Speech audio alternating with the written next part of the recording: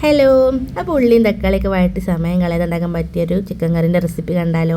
ബാച്ചിലേഴ്സിനൊക്കെ എളുപ്പമാണ് കേട്ടോ. അപ്പോൾ കുക്കറിലെ കുറച്ച് വെളിച്ചെണ്ണ ഒഴിച്ച് കൊടുത്തിട്ടുണ്ട്, 1 ടീസ്പൂൺ ഉലുവ ഇട്ട് കൊടുത്തിട്ടുണ്ട്, പിന്നെ 1 ടേബിൾ സ്പൂൺ ഇഞ്ചി വെളുത്തുള്ളി പേസ്റ്റ് ഇട്ടിട്ട് ജസ്റ്റ് ഒന്ന് മിക്സ് ചെയ്യാം. പിന്നെ നമുക്ക് അതിലേക്ക് തക്കാളി, സവോള, പച്ചമുളക്, കറിവേപ്പില, ചപ്പ്, പുതിന, കുറച്ച് ഉപ്പും കൂടി ഇട്ടിട്ട് ഒരു 3 വിസിൽ വരെ ഒന്ന് വേവിച്ചെടുക്കാം കേട്ടോ.